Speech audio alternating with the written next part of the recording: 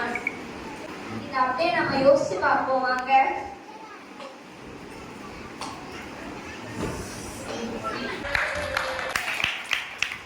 இந்த நேரத்துல பார்வோனிடத்துல இருந்து ஒரு கட்டளை கிடந்திருக்கு. எபிரேயர்கள் அவர் சொன்னபடி ஆண் குழந்தைகள் எல்லாம் கொல்லப்பட போறதா. ஏன்னா ஒரு கேப்டன் ஃபார்ம் ஆக போறாங்க காடோட டீமுக்கு. அதனால அந்த கேப்டனை கொல்றதுக்காக ஒரு கட்டளை பிறந்திருக்கு. அந்த நேரத்துல அப்படியே உங்களை தாய் தகப்பன் மோசையோட தாய் தகப்பன் வழியே கான்வர்சேஷனுக்கு கொண்டுட்டு போறோம். நமக்கு ஒரு ஆண் குழந்தை பிறந்திருக்குது, ரொம்ப அழகா இருக்கு, என்ன செய்யுது? பார்வோன் வேற நமக்கு குழந்தை பிறந்துச்சுன்னா அதை கொண்டு போட்டுருவேன்னு சொல்லியிருக்கிறாரு.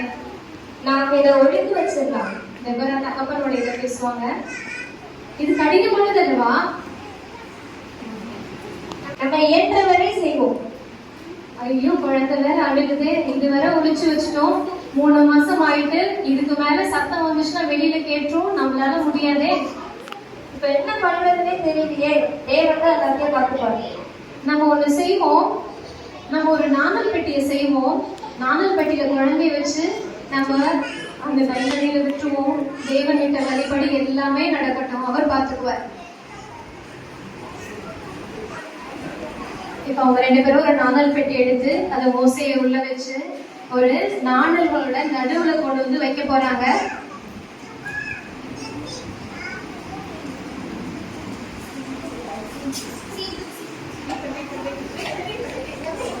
வச்சுட்டு அவங்க கடந்து சென்று ஒழிந்து கொண்டு பாக்குறாங்க அந்த பெட்டியோட நிலைமை என்னன்னு.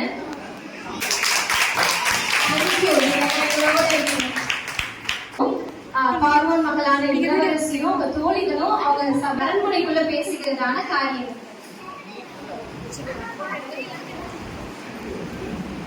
தோழிகளே வாங்க ஸ்நானம் பண்ண போலாம்.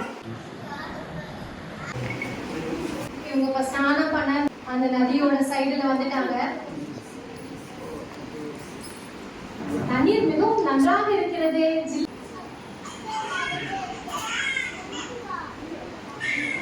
இது என்ன ஒரு நாணல் பெட்டி இருக்கிறது? தோழிகளே போய் அதை எடுத்துட்டு வாங்க.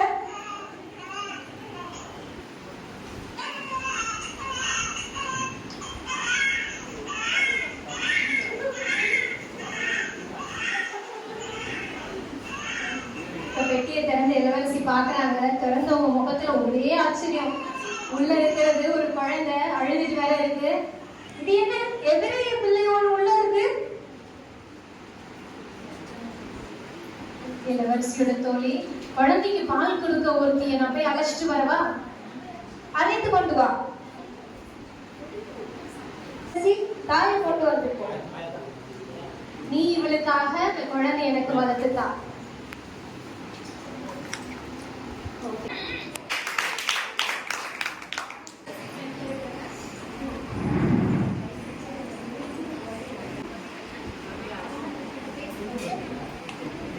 நீ இதை எனக்கு வளர்த்து கொடு, நான் உனக்கு சம்பளம் கொடுக்குறேன்.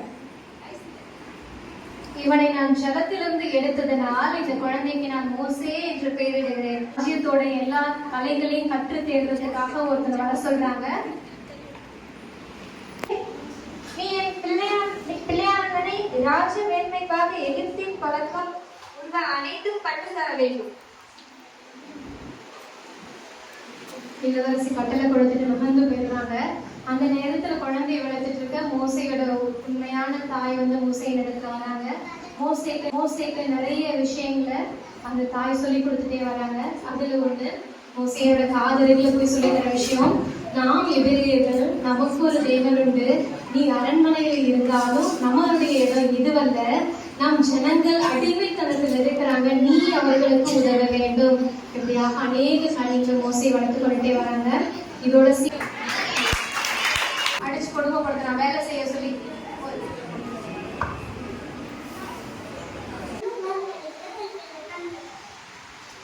மோசை இதை ஒழிச்சது பார்த்துட்டு அவருக்கு கோபம் வந்துருது.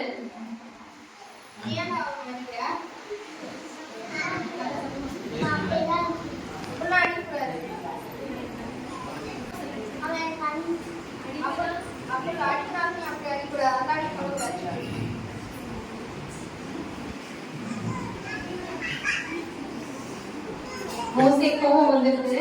பார்வோனுடைய அடிச்சு போட்டதுனால அவங்க கொண்டு மறைச்சு போட்டுறாங்க. மோசே வந்து இந்த நேரத்துல யோசிக்கிறாரு, பயம் வந்துடுது. இது வந்து பார்வோனுடைய சேனைக்கு எதிராக இருந்ததுனால நம்ம என்ன பண்றதுன்னு யோசிச்சுட்டு அவர் ஓடி போய் வனாந்திரத்துல ஒழிஞ்சுக்கிறாரு. நடந்து வராரு.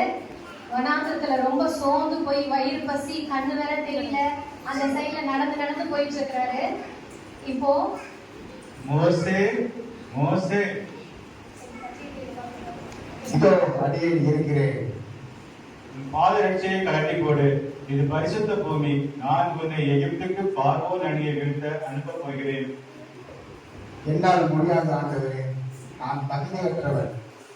அப்படி சொல்லாதே மோசே, நான் உன்னை தெரிந்து கொண்டு இருக்கிறேன். இல்லை, வேண்டாம் ஆண்டவரே. நான் போனால் நம் அணியில் உள்ளவர்களே என்னை ஏற்றுக்கொள்ளவும் நம்பவும் மாட்டார்கள். மோசே, அவர்கள் உன்னை ஏற்றுக்கொள்ளவும் நம்பவும் தக்கதான அடையாளங்களை உனக்கு தருகின்றேன். உன் கையில் இருக்கும் கோலை கீழே போடு. ஆண்டவரே, இது பாம்பாக மாறிவிட்டது. மோசே, அந்த பாம்பின் வாலை பிடி. ஆண்டவரே, இது மீண்டும் என் கோலாக மாறிவிட்டது. என்ன ஒரு அதிசயம்! அது மட்டுமல்ல மோசே, உன் கையை உன் மடியில் போடு. ஐயோ,